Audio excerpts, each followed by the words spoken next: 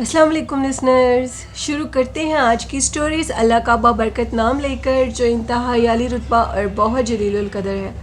I hope मेरे सभी listeners बिल्कुल ठीक होंगे और शुरू करते हैं आज की खौफनाक कहानी है। ये खौफनाक कहानी मेरे साथ शेयर की है फैसल ने कराची से। फैसल कहते हैं कि मैं वैसे तो हम लोग सिंध में रहते हैं, लेकिन मैं अपनी जॉब के सिलसिले में कराची आना पड़ा मुझे।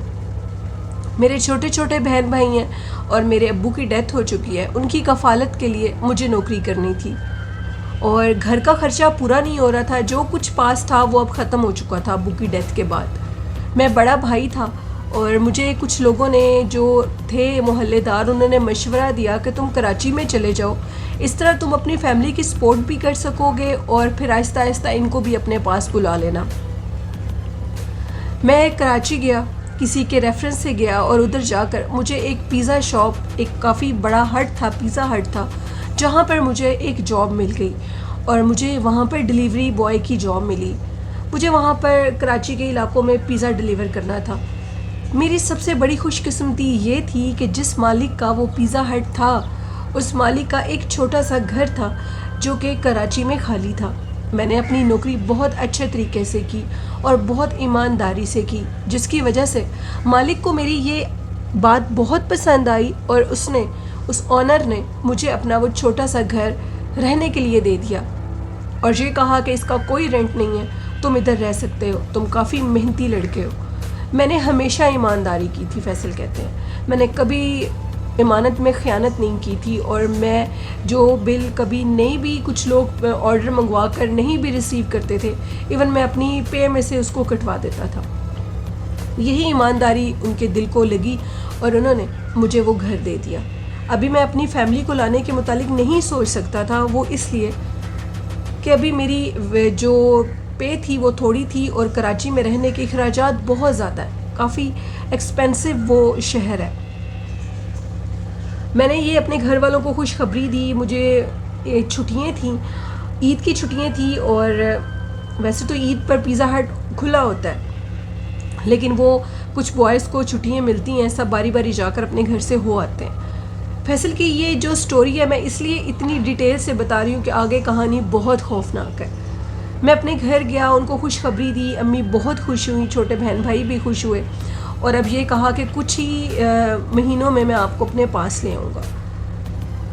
अब वो जो घर था जिसमें मैं कराची में रहता था, उस घर में 3 बेडरूम थे और एक किचन था जो कि मेरे वाले बेडरूम के बिल्कुल सामने एक ओपन किचन था। वहीं पे मैं अपना सारा खाने पीने का करता था। मुझे पिज़्ज़ा वगैरह इतना नहीं पसंद था, मैं घर में ही अपने लिए खाना बनाकर चला जाता था और छुट्टी होती थी घर आकर वही खाना खाता था। एक दफ़ा मुझे पिज़्ज़ा डिलीवर करने के लिए जाना था और जिस इलाके में जाना था वो इलाका काफ़ी दूर का था और मुझे उधर पिज़्ज़ा डिलीवर करना था। मैंने जो कि उधर पिज़्ज़ा डिलीवर किया, रात 10 बजे का टाइम था और जो वो रोड थी वो काफ़ी सुनसान थी। उधर इधर उधर बहुत ज़्यादा दरख्त वगैरह, जैसे जंगल होता है इस तरह का वो सारा माहौल था। मैंने उधर जाकर पिज़्ज़ा डिलीवर किया और उस रोड के मुतालिक बहुत सी बातें भी सुनी हुई थी कि इस रोड के ऊपर रात के टाइम अगर कोई ऑर्डर आए भी तो प्लीज़ उसको कैंसिल कर दें। लेकिन मैंने अपनी ईमानदारी को मद्देनज़र रखते हुए, अल्लाह का नाम लेते हुए उस रोड पे जाने का फ़ैसला किया और मुझे मेरे ऑनर ने रोका भी, लेकिन मैंने वो किया काम। मैं वहाँ पर चला गया। उस रोड के मुतालिक मशहूर है कि वहाँ पर असेब को देखा जाता है, वहाँ पर चुड़ैलों को देखा जाता है, जो कि सारे कहते थे। वापस जब मैं आया तो मुझे महसूस हुआ कुछ देर के लिए जो मेरा मोटर बाइक है वो थोड़ा भारी हो गया। भारी इस सेंस में हो गया है कि जैसे इसके ऊपर बहुत ज़्यादा वेट है कोई, और वो मेरी आखिरी डिलीवरी थी। उसके बाद मेरा जो बैग था पीछे वो खाली हो चुका था, तो फिर इतना ज़्यादा ये वेट मुझे क्यों फील हो रहा था। मैंने पीछे से पलट के देखा तो मुझे पीछे से घुंघरू की आवाज़ आई, मोटरसाइकिल चलाते हुए, वो भी काफ़ी तेज़ी से। उस रोड के ऊपर घुंघरू की आवाज़ मुझे क्यों आई मैं ये नहीं जानता। अभी मैं पीछे से देख रहा था तो इतने में मुझे फील हुआ कि जैसे कोई मेरे मोटरसाइकिल के बिल्कुल आगे आ गया और उसको टक्कर लगी है। मैंने देखा तो आगे एक औरत थी जो कि सफ़ेद लिबास में थी, साड़ी टाइप उसके कपड़े थे, और मुझे लगा कि वो मेरी मोटरसाइकिल से टक्कर लगने से वो थोड़ी दूर जाकर गिरी है। मैं उसके करीब गया हूँ तो वो उठकर बैठ गई और मुझे ये कहने लगी कि मुझे कुछ नहीं हुआ, तुमने कौन सा जान कर किया है, मैंने तुम्हें माफ़ किया, तुम चले जाओ।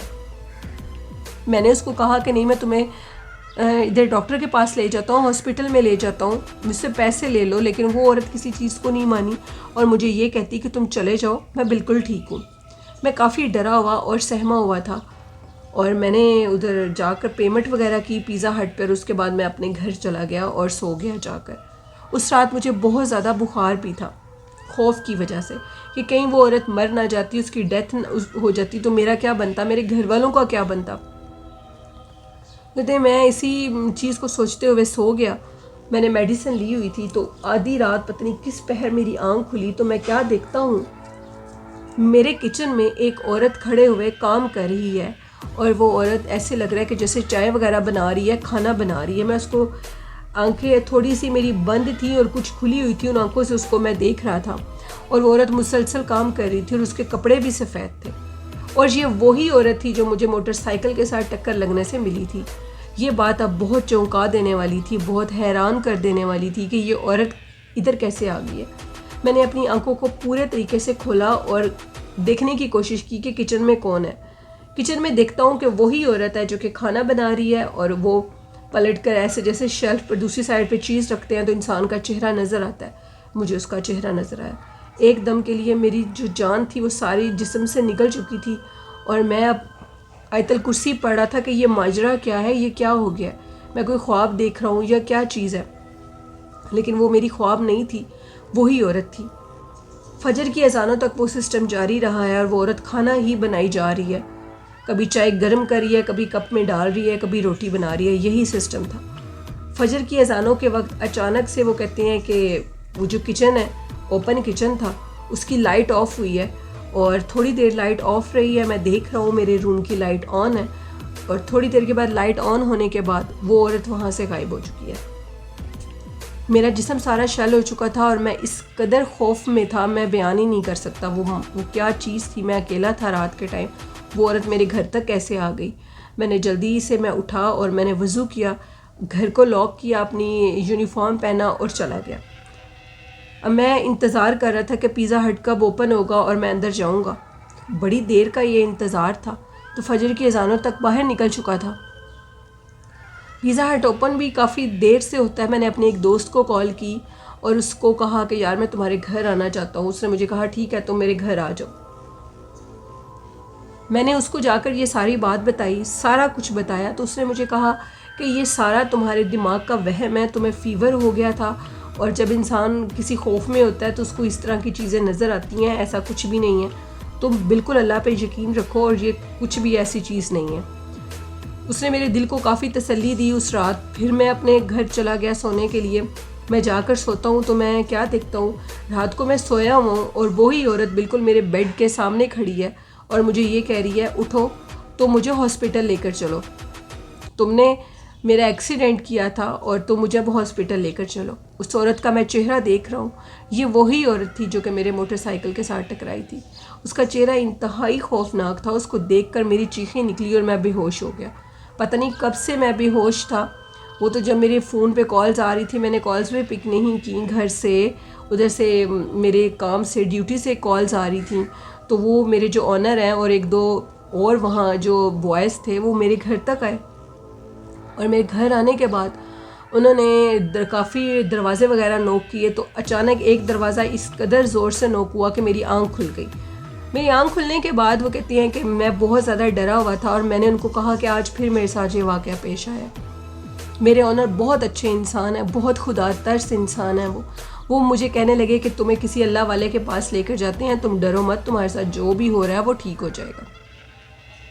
मुझे किसी अल्लाह वाले के पास ले जाया गया, सारी बात बताई गई। 2 दिन से वो मखलूक मुझे बहुत ज़्यादा तंग कर रही थी। उन्होंने मुझे चेक किया और चेक करने के बाद ये कहा कि जो चीज़ तुम्हारे मोटरसाइकिल के साथ टकराई थी वो चीज़ एक गैर मरी मखलूक थी और वो तुम्हारे साथ तुम्हारे घर तक तुम्हारा पीछा करती आई है और तुम्हारे घर में आ चुकी है। तुम्हें अब ये करना होगा कि तुम्हें अपने गले में हिफाजत का तावीज़ डालना होगा और एक ऊँट की हड्डी के ऊपर तुम्हें अमल करके दिया जाएगा। उसको अपने घर के अंदर वाले हिस्से में बिल्कुल मेन डोर पे लटका दो ताकि वो मखलूक तुम्हारे घर ना आ सके। मैंने इसी तरह किया और उसको वहाँ पर लटका दिया उसके बाद मैं डर गया था और अपनी फैमिली को अपने साथ ले आया। ये मेरी ज़िंदगी का एक असल खौफनाक वाक़या है। फैसल कहते हैं जो कि मैं कभी फरामोश नहीं कर सकता, और सबको मैसेज देना चाहता हूँ कि रात के टाइम बहादुर बन के बिल्कुल भी इस तरह डिलीवरीज मत करें। और इस तरह मैं अपने घर वालों को भी ले आया, अपने छोटे भाई को पहले लेकर आया अपने साथ, और फिर आहिस्ता आहिस्ता अपनी फैमिली को शिफ्ट किया। और उसके बाद अल्हम्दुलिल्लाह मैं उधर ही काम करता हूँ। अब मैं रिसेप्शन बॉय मैं बन चुका हूँ। डिलीवरी बॉय की जॉब मेरी ख़त्म हो चुकी है। ये कहानी थी फैसल की, जो कि उन्होंने कराची सिंध से शेयर की। बहुत शुक्रिया फैसल। बढ़ते हैं आज की लास्ट खौफनाक कहानी की तरफ। ये कहानी मेरे साथ फैसलाबाद से शेयर की है निगत ने। निगत कहती हैं कि हमारे यहाँ इधर एक हॉस्पिटल है जो कि काफ़ी बड़ा है, और उस हॉस्पिटल के मुतालिक बहुत सी बातें मशहूर है कि इधर जिन्नात का बसेरा है। उस हॉस्पिटल में हम लोगों की गली का ही एक लड़का काम करता था, जो कि ये कहता था कि एक दफ़ा मैंने अपनी आंखों से देखा कि मैं कुछ डेड बॉडीज़ थी जो कि सर्द खाने में शिफ्ट कर रहा था। रात का टाइम था और मैं क्या देखता हूँ कि एक सर कटा शख्स जिसके हाथ में अपना सर है और वो अपने सर को पकड़े मेरे बिल्कुल सामने खड़ा है हॉस्पिटल के पिछले वाले दरवाजे पे। वो मंज़र देखकर मैंने चीखना शुरू कर दिया और वहाँ से भाग गया। वो मंज़र इतना खौफनाक था, मैंने अपनी आंखों से सर कटी मखलूक को देखा जो कि इंतहाई वहशतनाक मखलूक थी। बयान से बाहर है कि मैं उसके मुतालिक आपको कुछ बता नहीं सकता कि वो क्या चीज़ थी, मैंने उसको किस तरह देखा और कैसे अपने ऊपर काबू डाला। फिर मैं जब भी डेड बॉडीज़ के लिए उधर से अंदर से, वो कहते हैं कि वो जो जिसमें डेड बॉडीज़ रखी जाती हैं, वो उठाने के लिए जाता था स्टोर में से, तो मुझे लगता था कि मेरे इर्द गिर्द जैसे कोई है और वो मेरा ताक़ुब कर रहा है। इवन के साथ वो मखलूक टच भी होती थी। वो ऐसे कि लगता था कंधे पे हाथ रखती है। और जो बाकी ख़वातीन थी जो कि ख़वातीन को गुस्ल देती थी, वो भी ये कहती थी कि जब भी हम गुस्ल देने लगते हैं, हमेशा तो नहीं लेकिन कभी कभार, एक ना दिखने वाली मखलूक हमारे सामने होती है जो कि चीज़ों को छेड़ती है, जो कि वो कहते हैं जैसे कफन होता है उसको छेड़ती है, बाकी जो चीज़ें पड़ी होती हैं उनको उठाकर इधर से उधर कर देती है। ये हमने माजरे अपनी आंखों से देखे। वो हॉस्पिटल जो कि उसकी बैक साइड है, इंतहाई वो खौफनाक हॉस्पिटल है जहाँ पर ये मखलूक पाई जाती है और सरकटी मखलूक़ात को अपनी आंखों से देखा गया है। उस हॉस्पिटल में और भी बहुत से लोगों ने बहुत कुछ देखा है जो कि इंसान सुनता है तो हैरान रह जाता है। इस कदर डरता है कि रात के टाइम उस हॉस्पिटल के करीब और बैक साइड से गुजरना भी इंसान के बस की बात नहीं है। ये कहानी थी निगत की जो कि उन्होंने फैसलाबाद से शेयर की। बहुत शुक्रिया निगत। ये थी आज की खौफनाक कहानियाँ। लिसनर्स, कैसी लगी आपको? अपना फ़ीडबैक ज़रूर दीजिएगा और वालिदैन जैसी खूबसूरत नेमत की कदर करें, उनसे मोहब्बत करें। हज़ूर नबी करीम सल्लल्लाहु अलैहि वसल्लम पर दरूद व सलाम अपनी ज़िंदगी का एक ख़ास हिस्सा बनाएं, अपनी ज़िंदगी की रूटीन बनाएं। इसी तरह जैसे हम खाते पीते हैं, इस चीज़ को भी अपनी ज़िंदगी का हिस्सा बनाएं। अल्लाह पाक ने जो हमें हुक्म दिया नमाज़ पढ़ने का, कुरान पाक पढ़ने का, वो भी अपनी ज़िंदगी का एक ख़ास हिस्सा बनाएं। कभी मत इन चीज़ों को छोड़ें, तो इंशाअल्लाह कामयाबी हमारे मुकद्दर ज़रूर बनेगी। इसी के साथ अपनी होस्ट नीलम यासीन को इजाज़त दीजिए। अपने वालिदैन का बहुत सा ख्याल रखिएगा। अल्लाह हाफ़िज़।